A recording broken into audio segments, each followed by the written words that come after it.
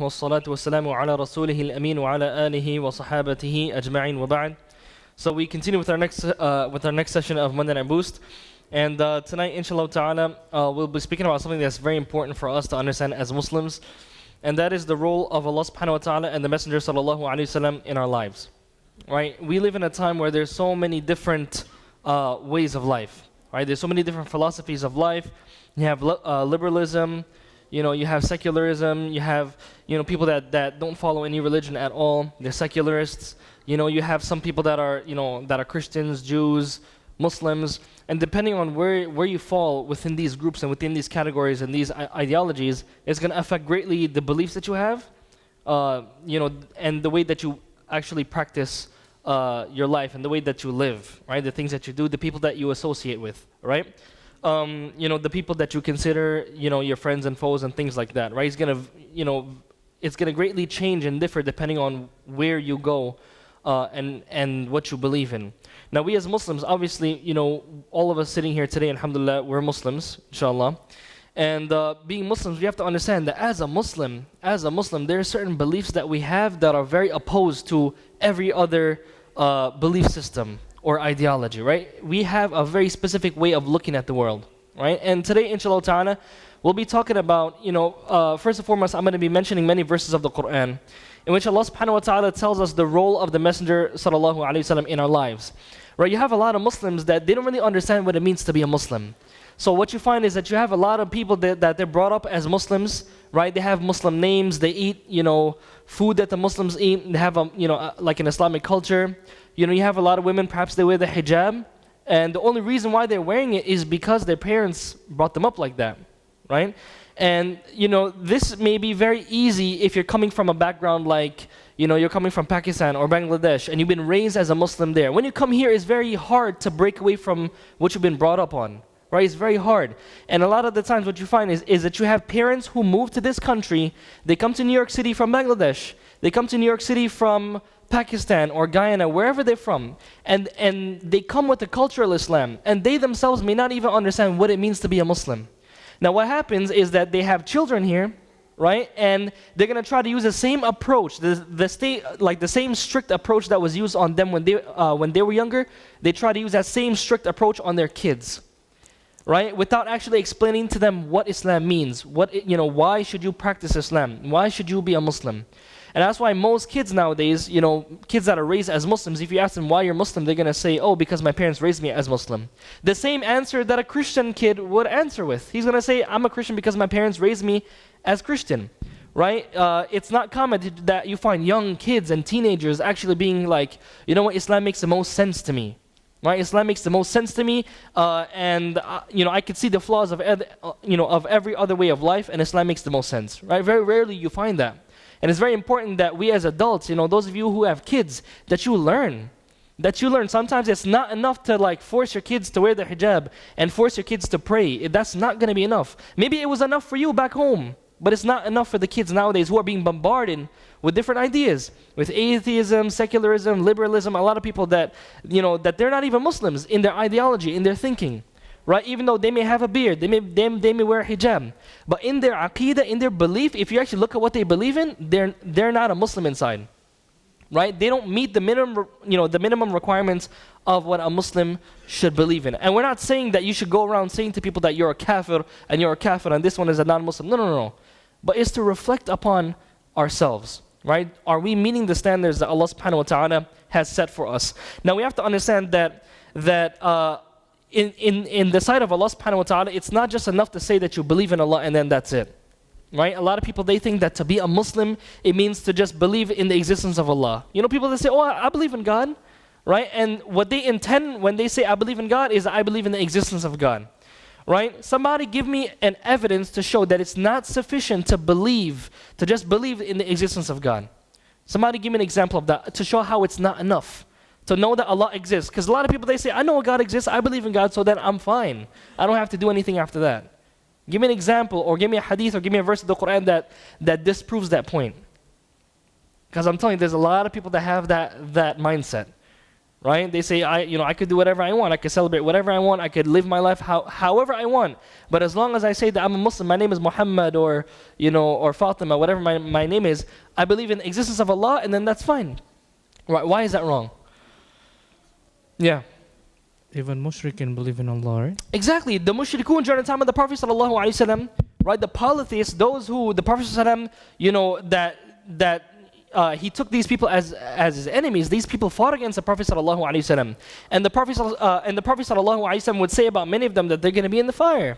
Right? For example, after the Battle of Badr, the Prophet ﷺ spoke to those enemies that were fighting against them.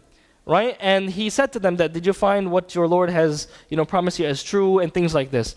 So it's very important to understand that the mushrikun during the time of the Prophet ﷺ, Allah, He says, وَلَئِن سَأَلْتَهُمْ مَنْ خَلَقَهُمْ لَيَقُولُونَ اللَّهِ.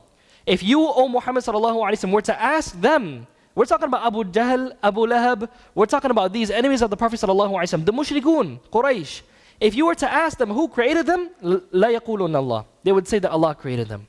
So they had no doubt. They had no doubt at all, considering the fact that Allah subhanahu wa ta'ala has created them. They knew that with certainty. None of them ever denied that. But what was the actual problem? Their problem was that the Prophet sallallahu alaihi wasallam, not only did he want them to admit that Allah created them, but the Prophet sallallahu alaihi wasallam, he came with a message that that entailed that they would only worship Allah subhanahu wa ta'ala. That's what the problem was. And a lot of us today, we say that Allah created me. We say that Allah has given me my sight and my hearing and all of these blessings. We admit that, just as the mushrikun did. And a lot of us, we say that that's enough. And we worship money. We worship this ism and that ism. And obviously that's a huge problem.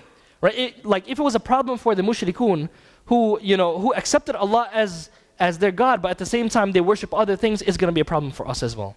Right? Excellent, right? What else?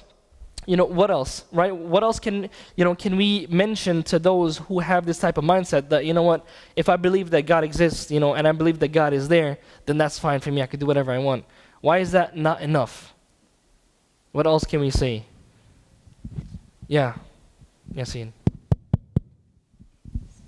So even though we do believe that obviously our first and foremost thing is that we believe that amantu billahi wa kitabihi wa rusulihi, right? We believe in the things, but I think what surah stands out for me is Surah Ankabut, when Allah subhanahu wa ta'ala talks about that we will test you in money. Well, he'll test you in specific things.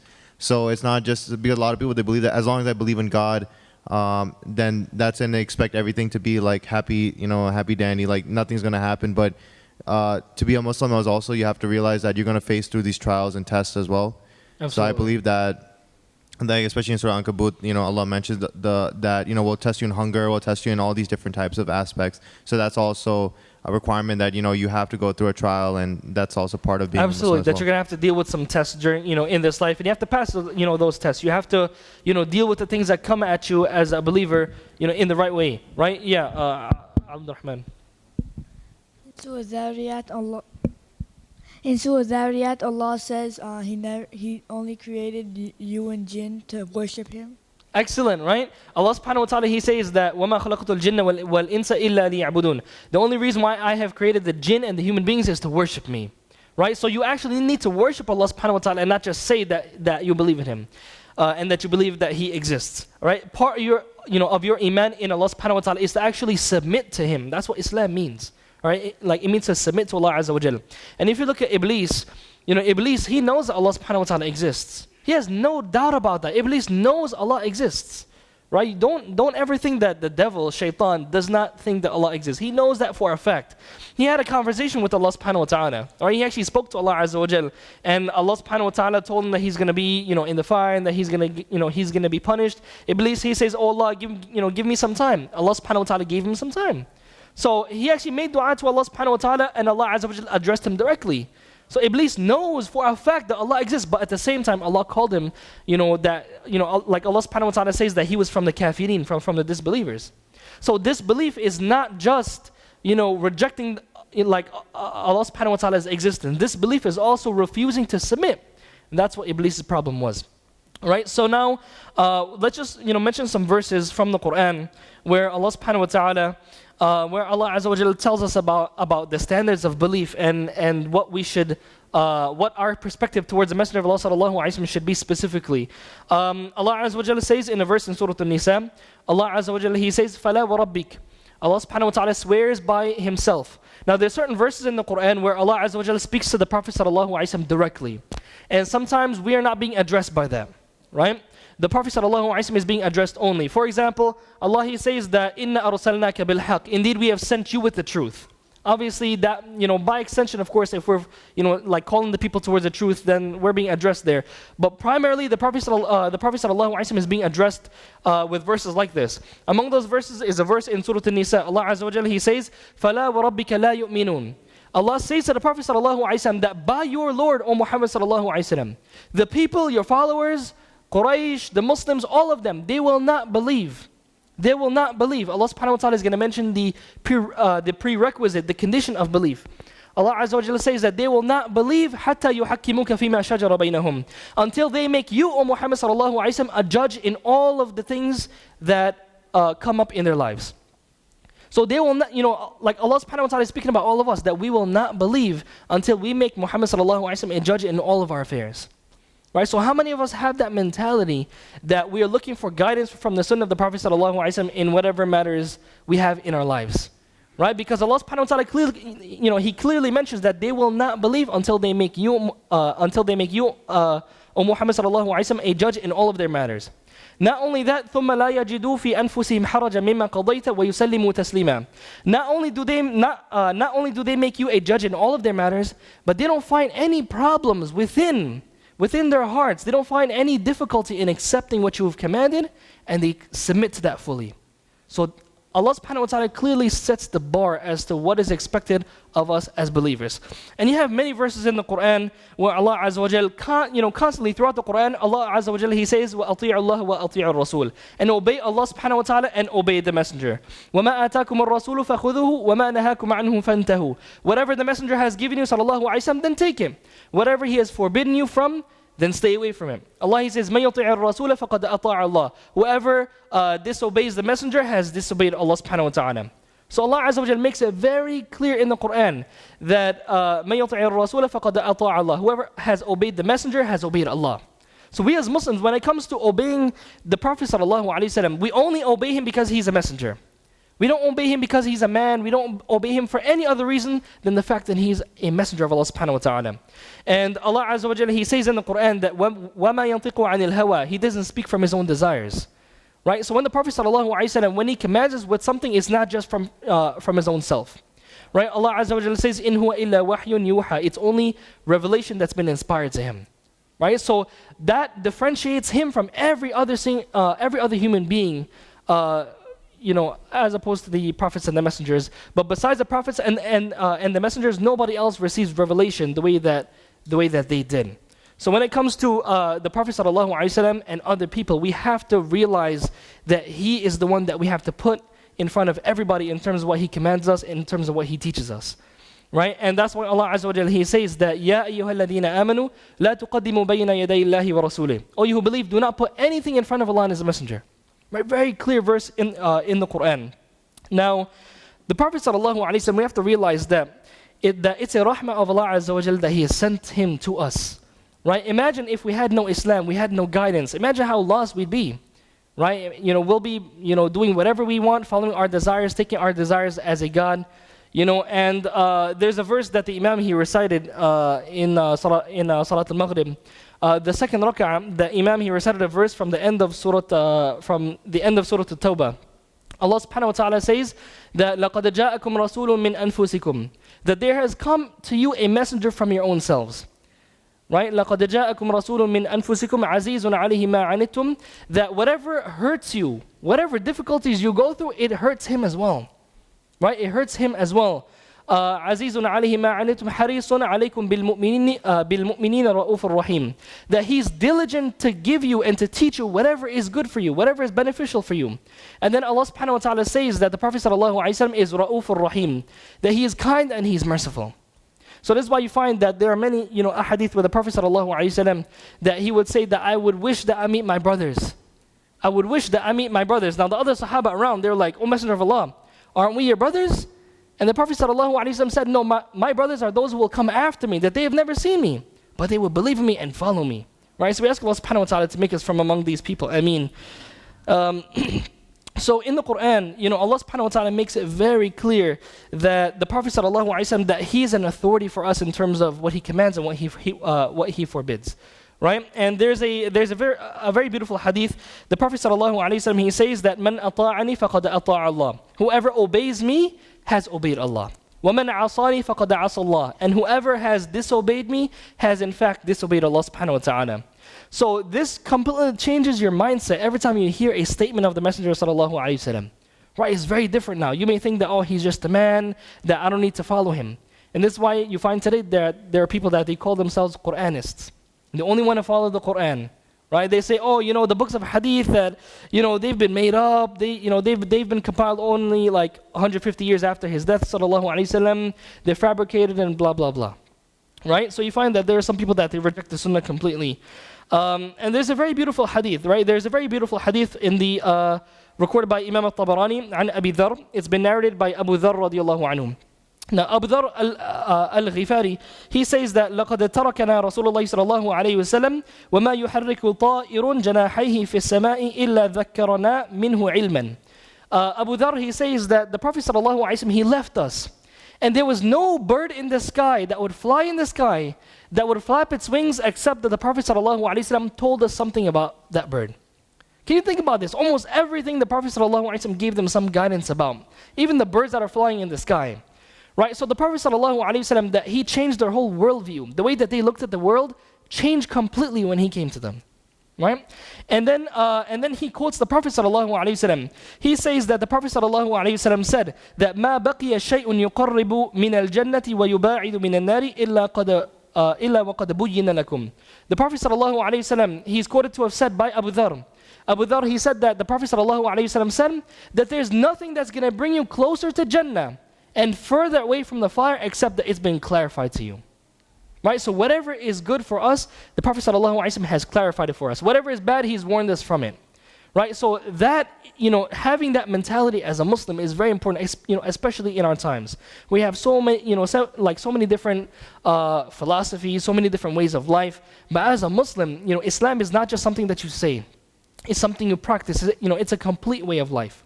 Right? And that's why we as Muslims, we have guidance when it comes to how we eat, how we sleep, how we use the bathroom, how we dress. Almost every single thing that has to do with your daily life as a Muslim, there's some guidance. Right? There's some guidance. And Allah subhanahu wa ta'ala, He did not just leave us blindly to wander, around in this world. Now, something that's also very important to understand is that during the time of the Prophet ﷺ, there were some people that claimed that they were believers. Right? They were munafiqun. Now, somebody explain to me what was the motive behind these people claiming that they were Muslims. But before you answer this question, we have to understand that the munafiqun, those people that would claim that they're Muslims but they're not really Muslims, they only did so in the period of Medina. For example, the Prophet ﷺ, he spent about 13 years in Mecca, and when he moved to Medina, that's when all of a sudden you have some of these people would accept Islam, but it would be a fake Islam. It wouldn't be real. My question is, why would they do that?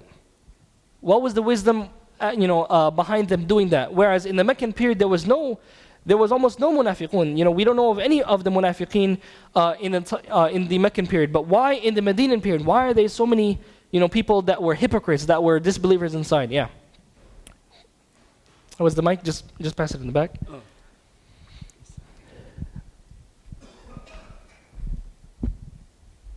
Well, in the Meccan period, they were being tortured, and there's no point in being a fake Muslim because you'll just be tortured. Exactly, for right? No reason. In the Meccan period, they were being tortured. If you were a believer, then you would be persecuted in the Meccan phase. So in the first 13 years of prophethood, the believers who claimed that they were Muslims, they were persecuted. Some of them were killed.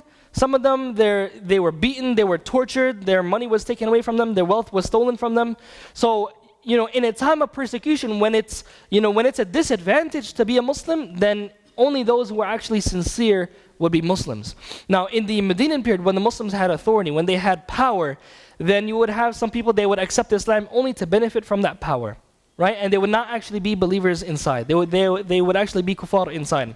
Now Allah subhanahu wa ta'ala tells us that Allah Azza wa Jalla tells us the attitude of the munafiqun, of the hypocrites, when they were called towards Allah subhanahu wa ta'ala and the Messenger sallallahu alayhi wa sallam to judge between them. In Surah An-Nur, Allah subhanahu wa ta'ala, there's almost like a half of a page where Allah subhanahu wa ta'ala speaks about the munafiqun and their mindset. Right? Allah Azza wa Jalla, He says that وَيَقُولُونَ آمَنَّا بِاللَّهِ وَبِالرَّسُولِ. And the munafiqun, the hypocrites, they say that we believe in Allah and the Messenger. Right? Allah subhanahu wa ta'ala says, وَيَقُولُونَ آمَنَّا بِاللَّهِ وَبِالرَّسُولِ وَأَطَعْنَا. And we have obeyed. Right? ثُمَّ يَتَوَلَّى فَرِيقٌ مِّنْهُم مِّن بَعْدِ ذَلِكَ وَمَا أُولَٰئِكَ بِالْمُؤْمِنِينَ. And Allah subhanahu wa ta'ala says that after they say their statements, after they say that we have believed in Allah and the Messenger and we have obeyed, Allah subhanahu wa ta'ala, He says that they turn away and they're not really believers. Right? They're not really believers.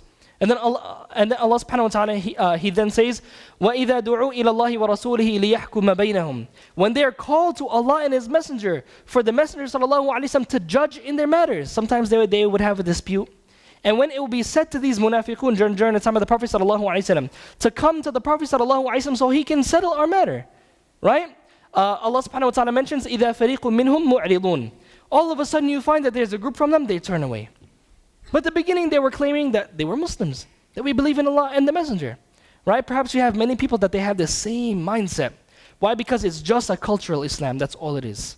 It's just a name that they have. It's just the name Muhammad, that's basically it.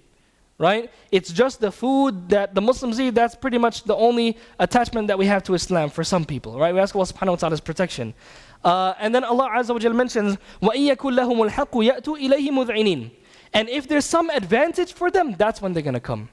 Right? When it suits their desires, that the Messenger of Allah sallallahu alaihi wasallam, when he wants to give them a ruling that's going to suit them, that's when they submit. That's when they say, you know what, fine, we'll come, we obey Allah and His Messenger now. Right? And then Allah subhanahu wa ta'ala, He asks a question. Allah Azza wa Jal, He then says, أَفِي قُلُوبِهِمْ مَرَضٌ أَمِ ارْتَابُوا أَمْ يَخَافُونَ أَنْ يَحِيفَ اللَّهُ عَلَيْهِمْ وَرَسُولُهُ بَلْ أُولَٰئِكَ هُمُ الظَّالِمُونَ. That do they have any doubt in their hearts? Right? Do they have any sickness in their hearts? Or are they afraid that Allah subhanahu wa ta'ala and the Messenger sallallahu alayhi wa sallam, that they will be unjust to them? Right? Allah subhanahu wa ta'ala mentions that أُولَٰئِكَ هُمُ الظَّالِمُونَ, that they are the wrongdoers. Right? They are actually the wrongdoers. And then Allah subhanahu wa ta'ala mentions that إِنَّمَا كَانَ قَوْلَ الْمُؤْمِنِينَ, that it is only the statement of the believers, the true believers. Right? إِذَا دُعُوا إِلَى اللَّهِ وَرَسُولِهِ لِيَحْكُمَ بَيْنَهُمْ أَن يَقُولُوا سَمِعْنَا وَأَطَعْنَا وَأُولَٰئِكَ هُمُ الْمُفْلِحُونَ. Allah Azza wa Jalla, He says that it is only the statement of the true believers, that when they're called to Allah subhanahu wa ta'ala and the Messenger to judge between them, they say سَمِعْنَا وَأَطَعْنَا. We have heard and we have obeyed. And Allah subhanahu wa ta'ala mentioned that they are the successful ones. Right? So just think about this, that we have so many different things that we do on a daily basis, whether it's your business, whether it's your school, whether it's how you dress. Do we look at Allah subhanahu wa ta'ala and the Messenger sallallahu alayhi wa sallam as the standard in terms of what we want to do? Right? Do we gauge all of our decisions? Do we measure all of our decisions based upon Islam? Right? That's something that's very important. And Allah subhanahu wa ta'ala, He says that يَا أَيُّهَا الَّذِينَ آمَنُوا دُخُلُوا فِي السِّلْمِ كَافَةً, that you who believe, enter into Islam, into submission totally. Right? So Islam is not just a religion where you say that you're a Muslim and then you want to worship Allah on Sunday or Friday or Saturday or whatever day you choose. Right? It's something that is, it's a mindset that you have to have. Right? It's a mindset that you have to have. Now, when it comes to, as I mentioned, that there are some people, they say that how, we're not going to follow the sunnah of the Prophet sallallahu alaihi wasallam. What's very amazing is that you have some hadiths that have been narrated like over 1,000 years ago that shows the mentality of some people today. Right? So I just want to mention one hadith. It's been narrated by عن المقدام ibn Ma'di Karim رضي الله عنه, Miqdam رضي الله عنه. He says that the Prophet sallallahu alaihi wasallam, on the day of Khaybar, right, they had a battle, and on the day of Khaybar, the Prophet sallallahu alaihi wasallam made certain things haram. Right? He declared that certain things were haram. And the Prophet sallallahu alaihi wasallam, he then addressed the Sahaba, and he told them about something that's going to happen in the future, and it hasn't happened yet. The Prophet ﷺ, he says that يُوشِكُ أَحَدُكُمْ أَن يُكَذِّبَنِي وَهُوَ مُتَّكِئٌ عَلَى أَرِيكَتِهِ يُحَدَّثُ بِحَدِيثِي. The Prophet ﷺ, he said that there's going to come a time where some of the people, they will be given a hadith from my statements. Somebody's going to tell them that, you know what, the Prophet ﷺ, he said something. And they're going to hear the statement of the Prophet ﷺ, and they're going to be chilling on their couches. Right? They're going to be sitting back just chilling.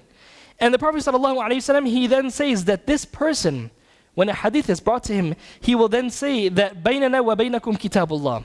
That between us and you, whoever is telling him this hadith, he will say to him that between us and you is the book of Allah. Right? That we only follow the book of Allah subhanahu wa ta'ala.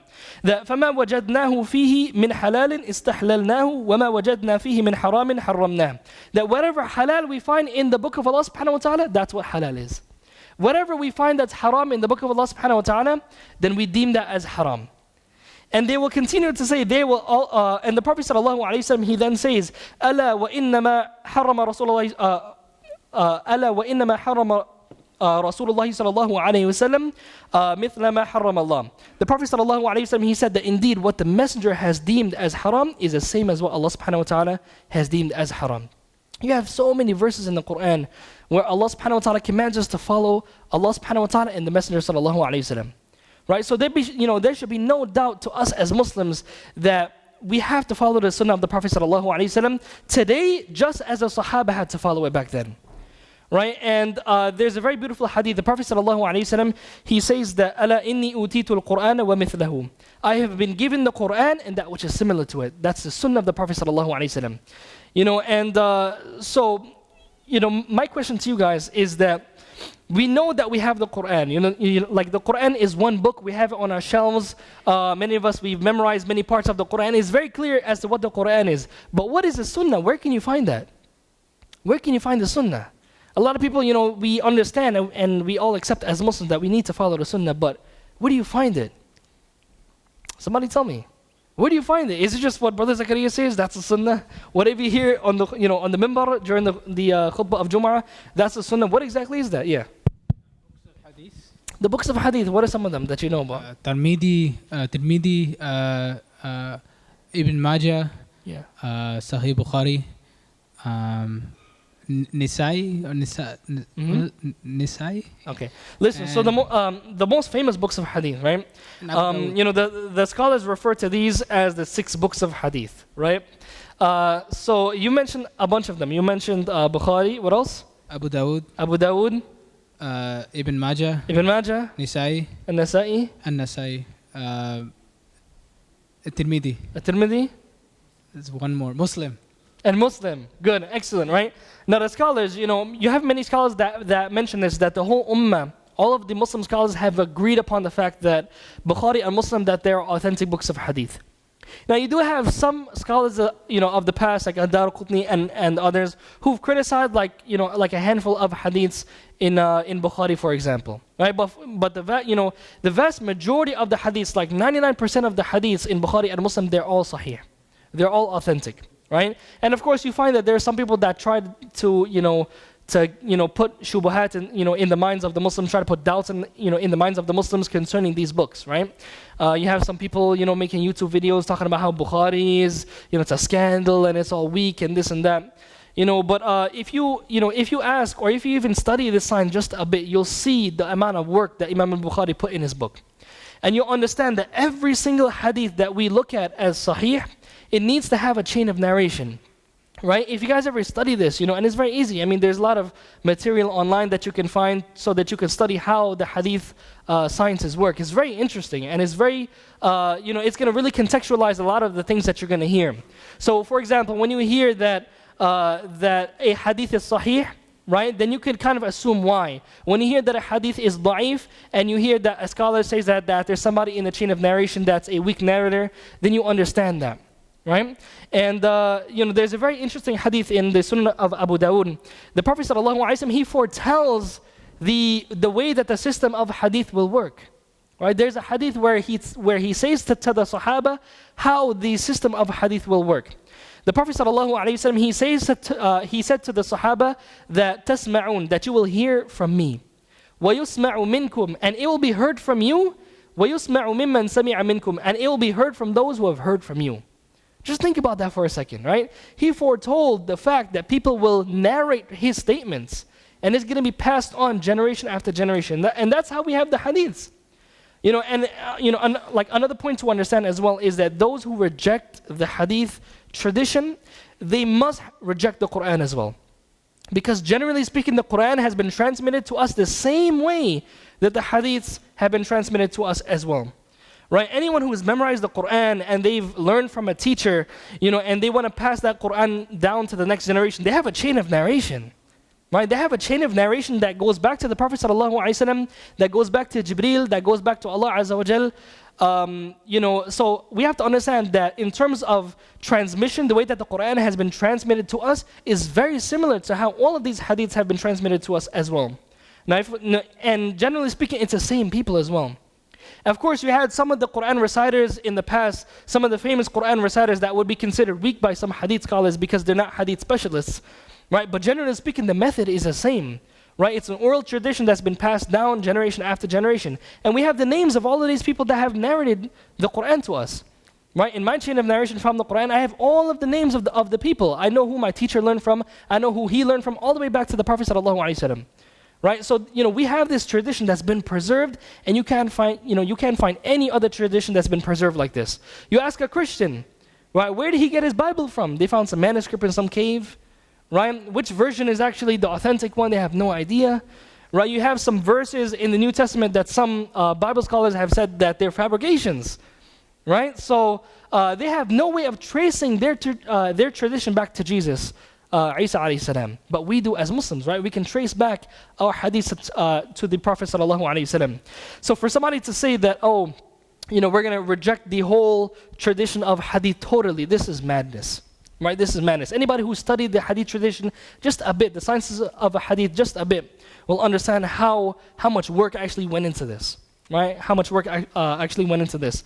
Now, when it comes to following the Prophet ﷺ, I want to give you some real life examples of the Sahaba. Because we can understand that, we have to follow the Prophet ﷺ, but what does that actually practically mean? Right? So I want to give you some examples from the time of the Sahaba. Now, there's a narration in the Musnad of Imam Ahmad, عن مجاهد بإسناد جيد. It's narrated from Mujahid, who is from the Tabi'in, from the students of the Sahaba. He says, كنا مع ابن عمر رضي الله عنهما في سفر بمكان فحاد عنهم. He says, Mujahid, he says that we were with Abdullah ibn Umar, who is a Sahabi. He's a companion. He said that we were with Abdullah ibn Umar on a journey, and we went to a particular place, and Abdullah ibn Umar, he moved away from this place. Right? They settled in a place, and Abdullah ibn Umar out of nowhere just moves away from the place where everybody they're sitting in this particular place. So Mujahid, he says, فَسُئِلَ لِمَا فَعَلْتَ ذَلِكَ. Right? He said that Abdullah ibn Umar was asked, why did you move from where everybody was? Right? Why did you move from that place? Abdullah ibn Umar, he says, رَأَيْتُ رَسُولَ اللَّهِ صَلَى اللَّهُ عَلَيْهِ وَسَلَّمَ فَعَلَ هَذَا فَفَعَلْتُ. He said that I saw Allah's Messenger sallallahu alaihi wasallam do the same thing in the same place, so I did it. So even like the habits of the Prophet sallallahu alaihi wasallam, you would find that the Sahaba would follow that like to the T. Like they would try to emulate him in almost everything. The way that he spoke, the way that he dressed, the places that he would sit, the things that he would do, almost everything they tried to follow him in that. And another really cool example of this is when Anas ibn Malik radiallahu anhu, he says that and this hadith is in Bukhari.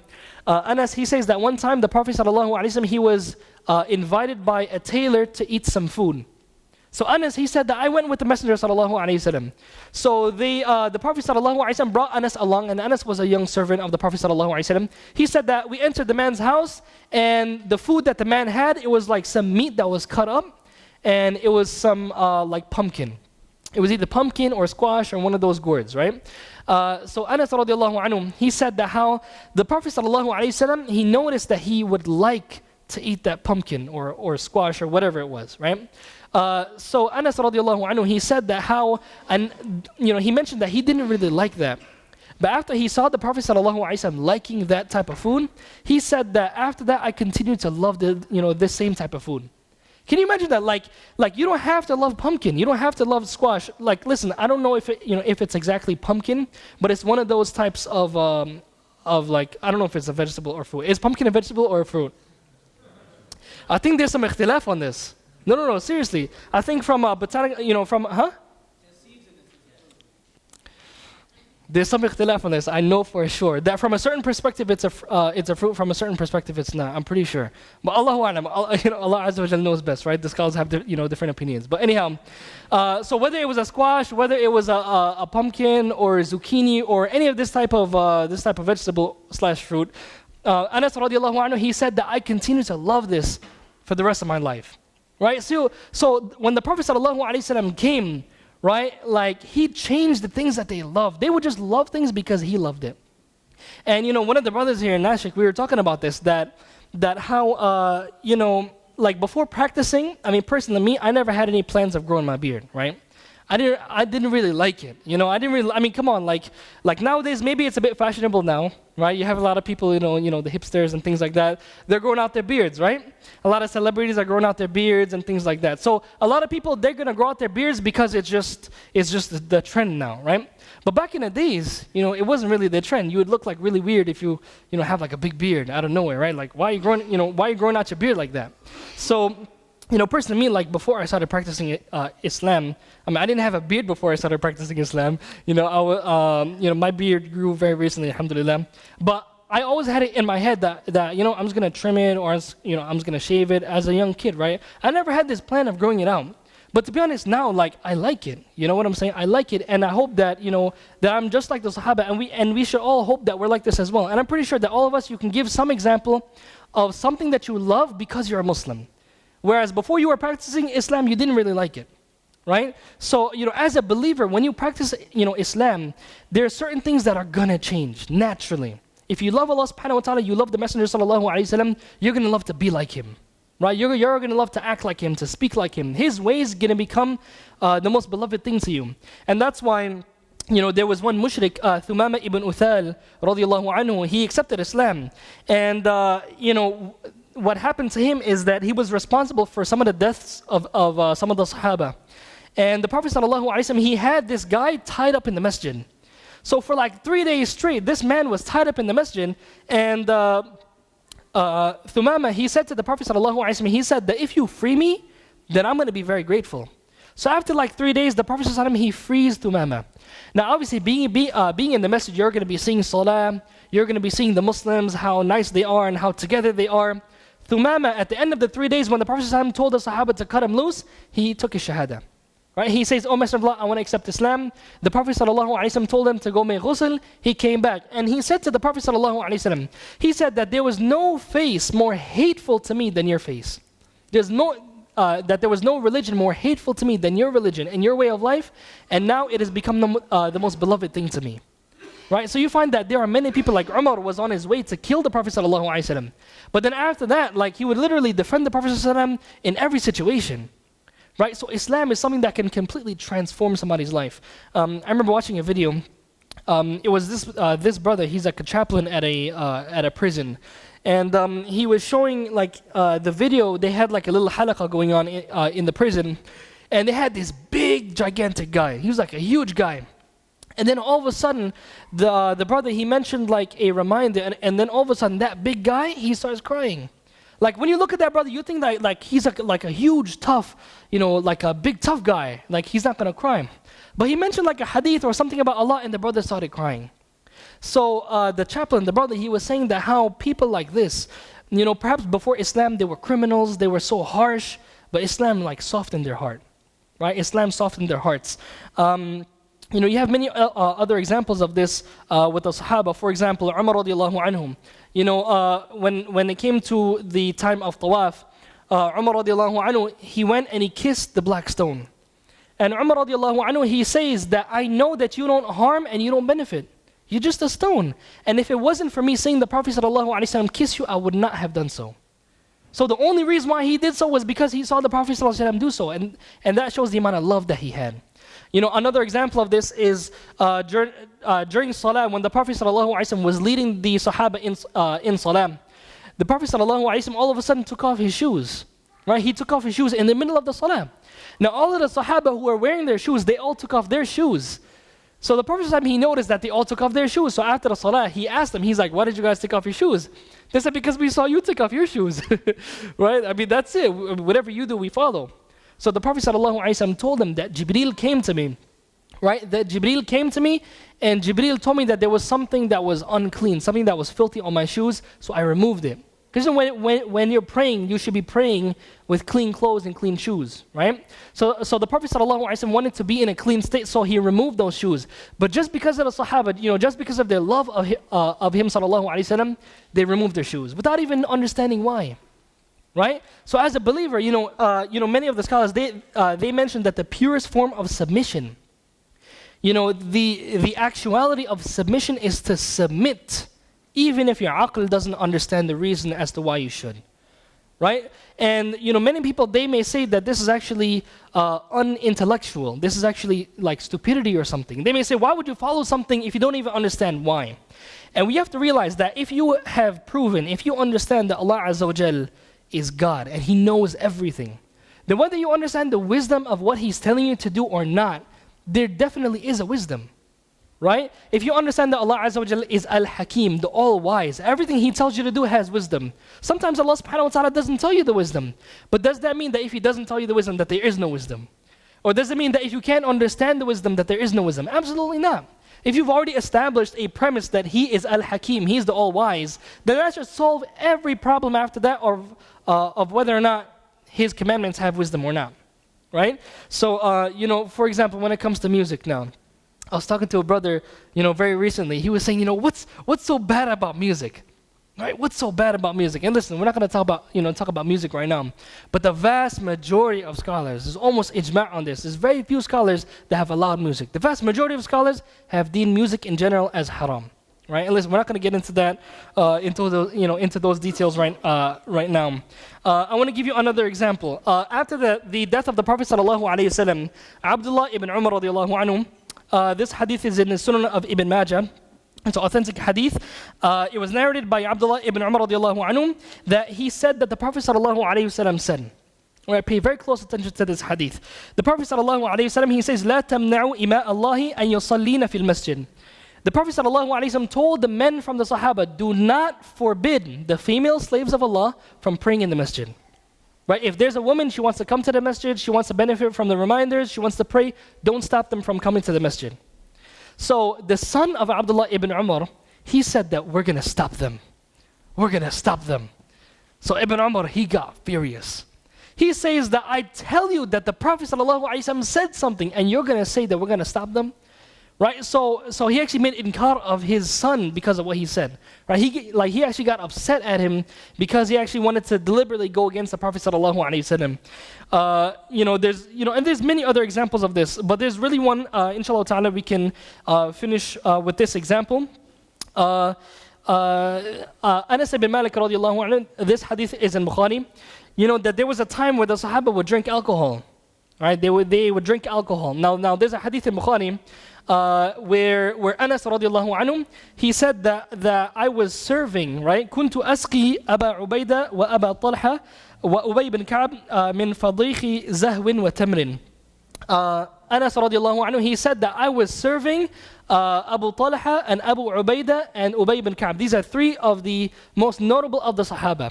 He said I was serving them alcohol. He was literally their bartender. He was serving them alcohol, right? They were actually drinking alcohol like Anas was just pouring them some shots.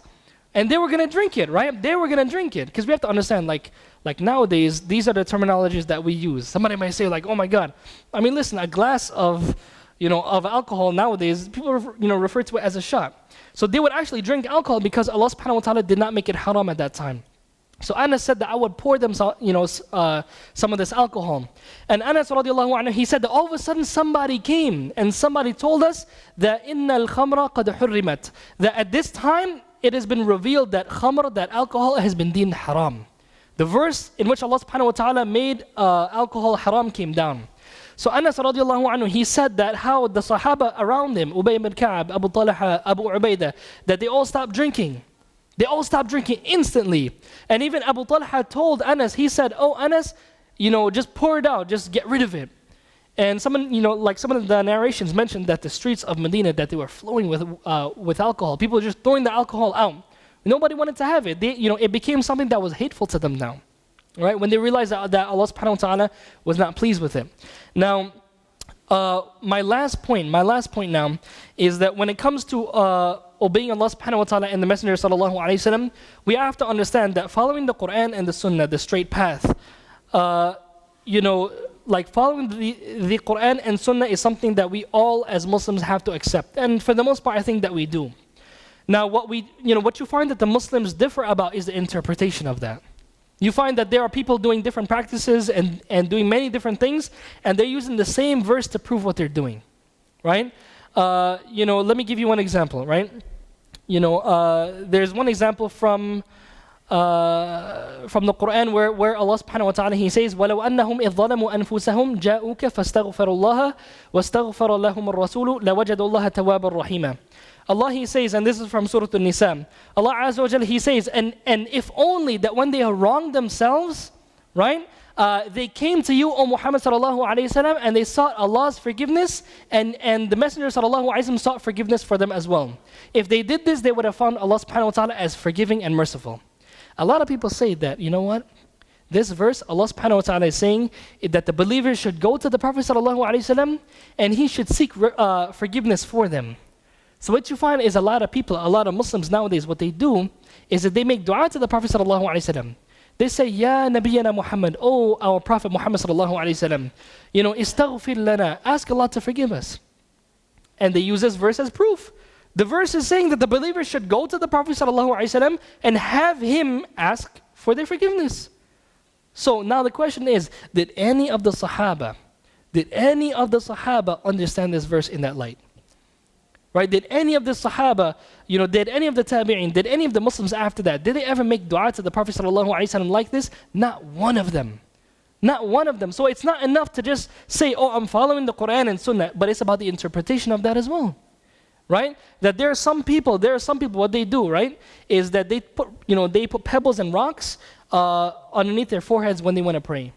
Right? And and some of them, they may use the hadith where the Prophet ﷺ, he says that جُعِلَتْ لِيَ الْأَرْضُ مَسْجِدًا وَطَهُورًا, that this earth has been made as a masjid. It's been made as a place of worship for me. So the earth has been made as a place of worship, as a masjid.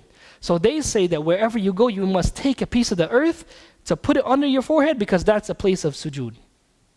They're using a hadith, right? You may ask, brother, where are you getting this from? He's going to bring you a hadith. He's going to be like, it's from Sahih Bukhari, brother. What are you going to do after that? Right? The next question is to ask him, where are you getting this interpretation? Right? Who from among the Sahaba, from the early Muslims, understood this hadith the way that you're understanding it? A lot of Muslims, what they do nowadays, they go to the bookshelf of the masjid, they pull out Sahih Bukhari, and now they're deriving things. And this is why you got nuts today. You got crazy people who are blowing things up, who are killing people and causing a lot of violence. It's because it is stupidity. They don't understand how to actually understand the book of Allah subhanahu wa ta'ala and the sunnah of the Prophet sallallahu alayhi wa sallam. So we must realize that our interpretation, right, our Islam that we have to follow, it's not just any interpretation that you want. Because if you say that everybody has the right to interpret the book of Allah and the sunnah in whatever in whatever way that they want, then you're validating the interpretation of extremists. That's what you're doing. Because if you say that somebody can interpret the Quran in a way that suits them, then that's exactly what they're doing. Right? So we have to understand that it's not enough to just say that you follow the Quran and Sunnah, but according to whose interpretation? Right? According to whose interpretation? So you have many different deviant beliefs, deviant ideas that come about from not understanding the Quran properly and not understanding the Sunnah properly. So whose interpretation should we follow? There's a hadith, the Prophet ﷺ, he says that the best of mankind is my generation, then those who follow them, then those who follow them. The scholars refer to these early generations as the Salaf or as the early Muslims. We have to understand that our Islam, if they did not practice Islam in the way that we're practicing Islam, then there's some problem. Because if they learn directly from the Prophet ﷺ and we're doing something completely different from what they did, then you know that there's a problem there. Right, that there's a problem there. And I'm going to give you just a couple quotations from some of the Sahaba. Ibn Umar radiallahu anhu, he says that كُلُّ بِدْعَةٍ ضَلَالَةٍ وَإِنْ رَآهَا النَّاسُ حَسَنًا. Ibn Umar radiallahu anhu, he says that every innovation in the religion, right? Every religious innovation is something that is a bid'ah, right? It's something that is a bid'ah, and he says that, and it's misguidance, even if the people think that it's good, right? Even if the people think that it's good. Somebody's, like somebody says that, hey, I want to pray 5 raka'at for Salatul Isha. It doesn't work like that. You may think that it's nice. MashaAllah, I'm praying more, right? But it doesn't work like that. You need to follow Allah subhanahu wa ta'ala and the Prophet sallallahu alaihi wasallam according to the understanding of those early Muslims. And then you have Ibn Mas'ud radiallahu anhu. He says that ittabi'u wa la tabtadi'u faqad kufitum. He says that follow and do not innovate because you have been sufficed. Right? You've been sufficed. Whatever you need has already been explained to you. You have Ibn Mas'ud and Abu Darda radiallahu anhuma. These are from the Sahaba. They made a statement. They said that al-iqtisadu fi sunnah khayrun min al-ijtihadi fil bid'ah. They said that to do a little bit of the sunnah is better than working hard in bid'ah. Because you don't get any reward for that. Right? You don't get any reward from Allah subhanahu wa ta'ala for doing that. So doing a little bit of the practices of the sunnah is much better. And you have Imam Malik rahimahullah ta'ala, he says that لَن يُصْلِحَ آخِرَ هَذِهِ الْأُمَّةِ إِلَّا مَا صَلَحَ بِهِ أَوَّلُهَا. Imam Malik, the great jurist, the great scholar of our tradition, he said that nothing will rectify the later time of this ummah except what rectified the early part of this ummah. So whatever changed them as a society, that's the only thing that's going to change us, nothing else. Right, nothing else. So what we need to do as Muslims is find out how they practice Islam. Make that our standard. Right, make that our standard. Not just some random guy who's making a YouTube video with a bookshelf behind him and he's like 15 years old and he's explaining some hadith based on his own desires. No. That's not the standard that we follow. Right? And I mean, listen, this is not to put anybody down who's 15 and he has a bookshelf behind them, right? But it's the content. It's the content. It doesn't matter what your age is, what your gender is. It's about the substance of what you're teaching, right? What you're calling to. That's what's important, right? So we need to, use those early Muslims, their understanding, especially when it comes to aqeedah, when it comes to the attributes of Allah and many different topics. They have to be our standard. Now, does anybody here have any questions, anything that they want to add? Yeah, brother. Wa alaikum salam. Just wait for the mic. Who has the mic? Let's hear. So everyone can hear, inshallah.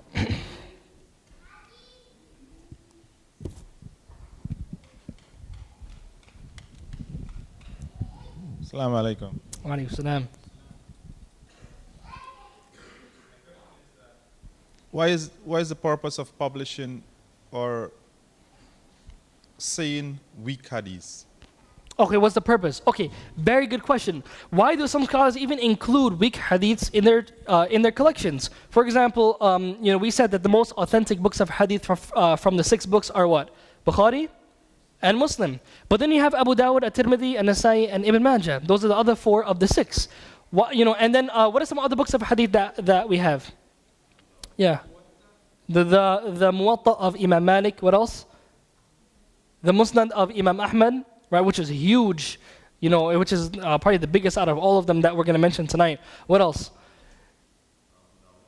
Abu Dawud, we've mentioned that, right? We got Bukhari, Muslim, Abu Dawud, Nasa'i, Tirmidhi, Ibn Majah, Muwatta of Malik, the Musnad of Imam Ahmad. What else?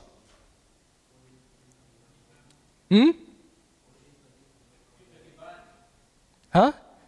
40 hadith of Imam al-Nawawi. What else? Riyadh al-Salihin. Right. Okay, anyhow, definitely you've heard of many, the Mustadrak of Imam al-Hakim, the Sahih of Ibn Hibban. You have, and many other books of hadith. There are literally dozens, of books of hadiths. Now, what you find is that the majority of the hadith collections, they include in there, sometimes deliberately, weak hadiths. And the scholars have many reasons as to why they do that. Right? The first reason why they do that is to clarify that it's weak. Some scholars, what they do is that they would put a weak hadith in their compilation and then clarify the fact that it is da'if. Right?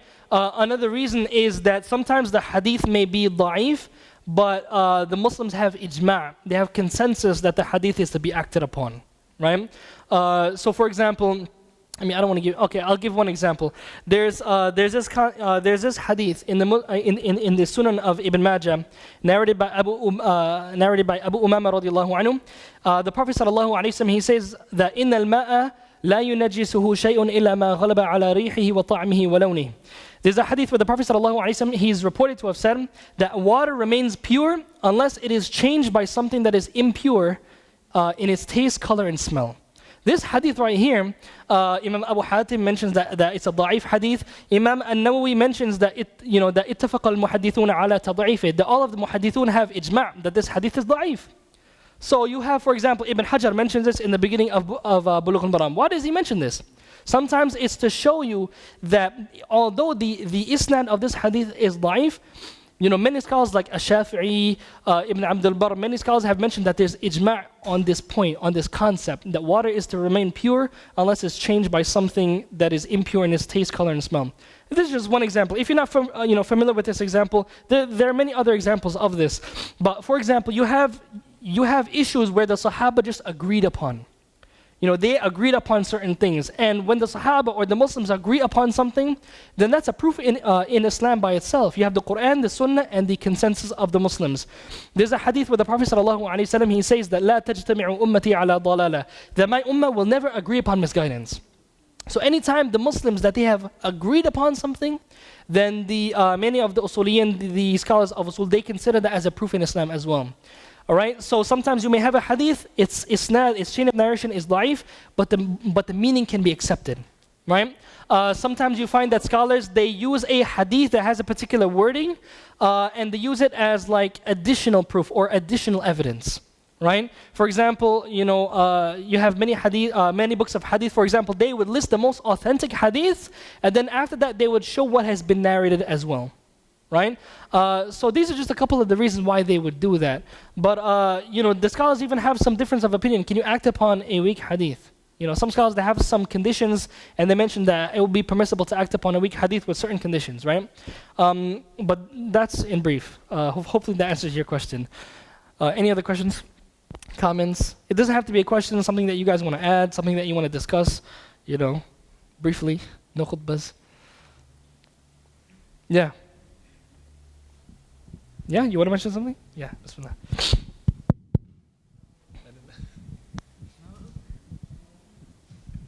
No? Oh, once, yeah. When it comes to different opinions, Yeah. between scholars, how do we deal with this issue? Okay, how do you deal with different opinions? Okay, that we can have a whole session on that, just talking about that. But what you should do is that try to find a scholar that you respect in terms of their knowledge, in terms of their experience. You feel that somebody's a faqih, that he's a muhaddith, that he knows what he's talking about, that he's qualified. So you find one of those scholars that are living today, and you can ask them a question. Allah subhanahu wa ta'ala, He says, فَاسْأَلُوا أَهْلَ ذِكْرِ إِن كُنْتُمْ لَا تَعْلَمُونَ. That ask the people of dhikr, ask the people of knowledge, of remembrance, if you don't know. If you don't have any knowledge, ask somebody who knows. So if you ask somebody who knows and they give you a satisfactory answer, even though it may be an issue of different opinions, you have to choose an opinion to act upon, right? Especially if, like, for example, if you want to make a decision, one scholar says it's wajib, for example, another scholar says that it's haram, for example. I can't think of an example like that, but perhaps you may need to make a decision there, right? So sometimes you're going to have to find a view to act upon. So what you do is you find a scholar that you trust, that you you feel comfortable with their knowledge, that you trust that they have studied this issue, especially if they give you the proof, alhamdulillah, and then you act upon what they have given you, their fatwa. And we have to realize that issues of difference of opinion, we should not be hardcore in these issues, right? You should be very tolerant and very lenient. The Sahaba were as well. Many people think that it's only Abu Hanifa, Malik, Shafi'i, Ahmad that differed. No, a lot of these scholars, they trace their ikhtilaf back to the Sahaba, right? And there are certain views of the Sahaba that if I tell you that they held, these views, you'll be amazed. You'll be amazed. How could this Sahabi said that this is halal? Everybody knows that's haram, right? You have many examples like this. I don't want to mention any examples right now, but if you study the books of comparative fiqh, these books, you'll see many examples of this. So when it comes to issues of difference of opinion, we should be very lenient and tolerant towards each other. Now, how I practice, you should be searching for the truth, right? If you are looking around from fatwa to fatwa, and the only reason why you keep looking is that you want to find something that suits with a preconceived notion that you have already, then that's a problem, right? You should be sincerely looking for the truth. And that's why you find that there are many scholars that they hold a particular view, and it's even more harder for yourself in terms of your practice if you hold this view. Some scholars, they say that this is haram, and if you hold that view that it's haram, you're going to be limiting yourself, right? But you have to really look at it objectively, strip your emotions away. Is this view the more authentic view, in my opinion, right? Does it make more sense to me, logically? Right? Not through your emotions, not through what you feel or your background, but actually look at it from an objective standpoint. Right? Is it more authentic? Is a hadith more authentic? Does a hadith prove this point even more? And then follow that view. Right? Yeah.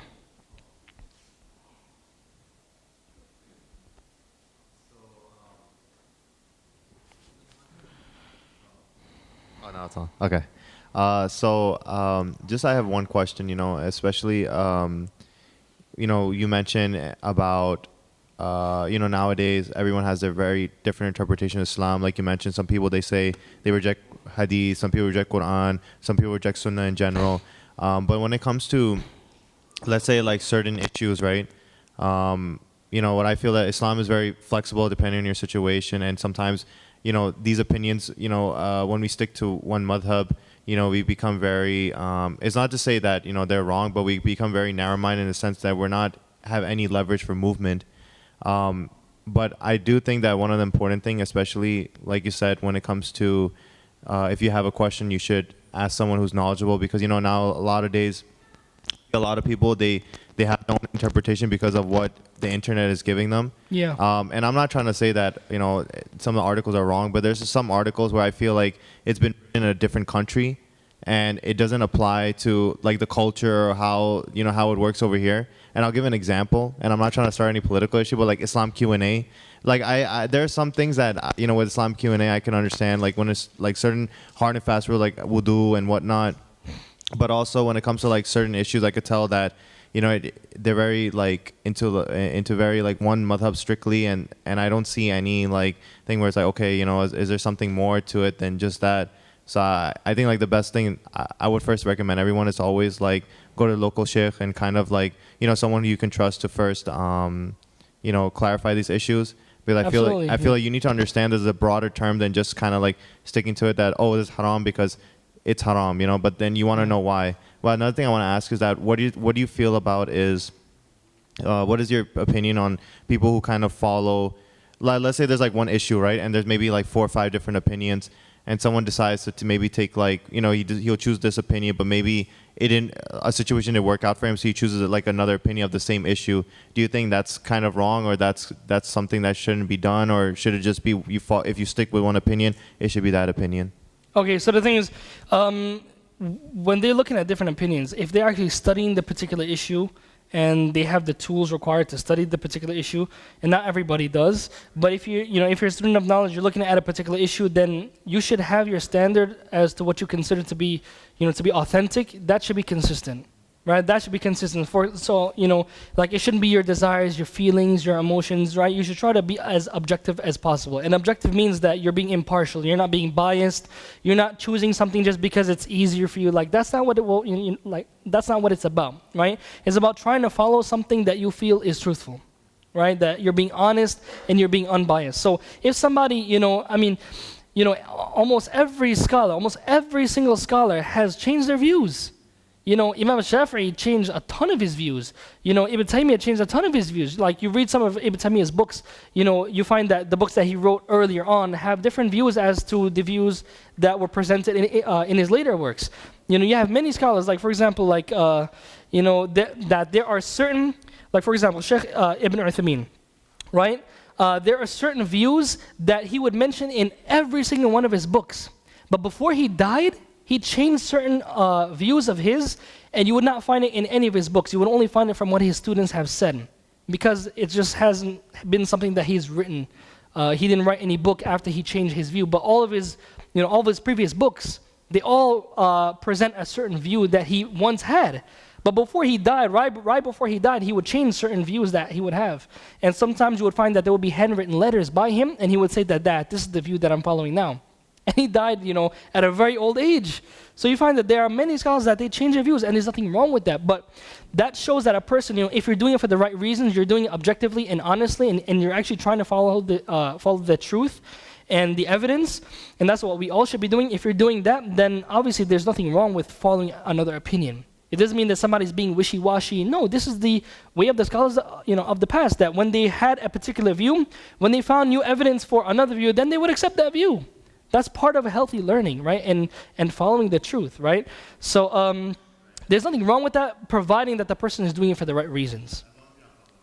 Exactly, right? As long as you're not just following your desires, right? Maybe we'll take one more comment or question. Yeah, Nashik.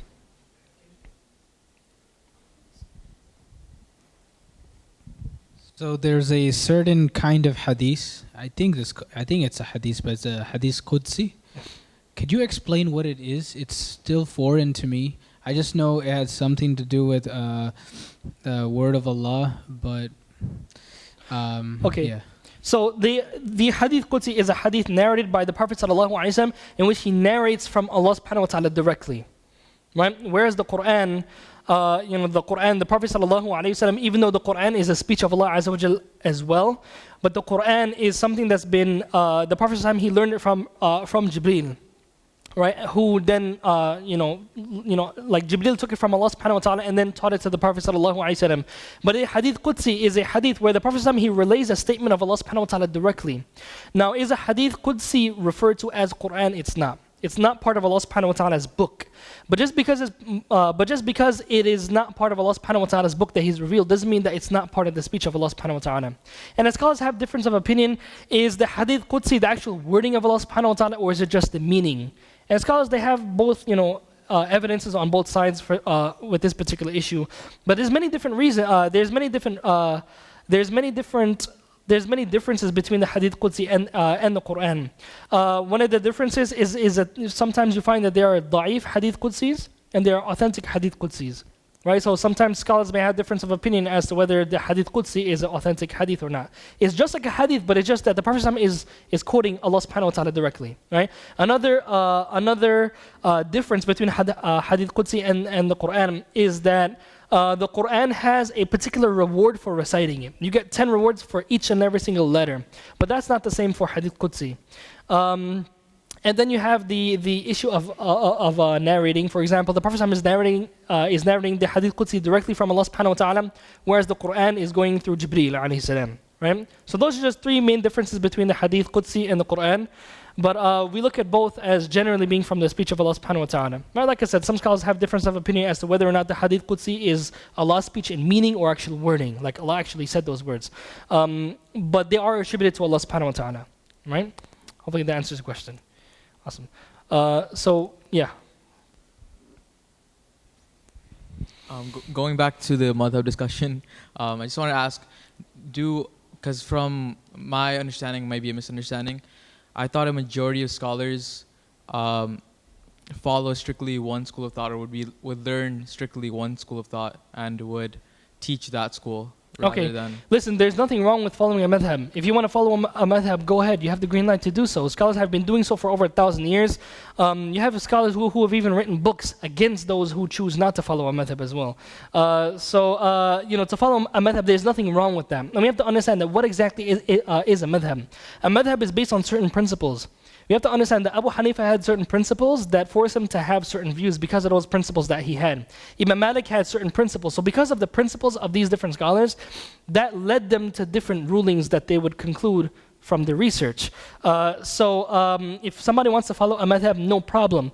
But what becomes problematic is that if you're doing your research, following a madhab, and you're a student of knowledge, and something becomes clear to you that this view does not make sense of my madhab, it doesn't add up, that you find that there's another view that makes much more sense from an objective standpoint, then it'll be wrong to just follow that just because it's the madhab. Right? Your allegiance, your standard of what is truth or what is truthful is not based on what this person said and what that person said. Right? Remember, we've mentioned an ample amount of evidences that are sources for the truth as Allah subhanahu wa ta'ala and the Messenger sallallahu alayhi wa sallam. The different madhabs are just human attempts to deciphering or understanding what Allah subhanahu wa ta'ala intends with the same like verses of the Quran, and all of the madhabs use. Sometimes you have some scholars, they have two different rulings from the same hadith. They use the same hadith and they come up with two completely different conclusions, right? So a madhab, they have certain principles of each and every single madhab. So Abu Hanifa had certain principles that would lead him to whatever views he had. So if somebody, and it doesn't matter if somebody wants to say that they don't want to follow a madhab. If you say that you don't follow a madhab, you're gonna be following a madhab. Because you're going to be following some speaker, some sheikh that's following certain principles, right? So there's no way to go around it. You're going to have to follow certain principles. Now, if you can study and go through a madhab and come to a level where you don't want to limit yourself to that madhab, then okay, no problem, right? There are many scholars that have done that. Look at, for example, Ibn Taymiyyah. He was brought up as a Hanbali, but then you find that there's so many rulings where he went against the Hanbali madhab. Many scholars like this. So there's nothing wrong with that. But like I said, if you want to be organized, then follow a madhab, no problem. Because it makes things very easy for you. It makes things very easy for you, spelled out for you. And if you want to study and something else becomes clear, then obviously you follow that, right? So it's not as if you must follow a madhab or it's haram to follow a madhab. There's a balance, right? There's a balance. You can follow a madhab, but don't be, like hardcore in it where you can't even move away from the madhab. Because I'm telling you, there's certain views of the madhab. If I tell you if I tell you certain views that the four madhabs had, you'd be like, what? How could scholars have had that particular view, right? But through your research, you'll see these things. Right? And Allah Azza wa Jalla knows best. So we'll stop here, inshallah. سبحانك اللهم وبحمدك نشهد أن لا إله إلا أنت نستغفرك ونتوب إليك والسلام عليكم ورحمة الله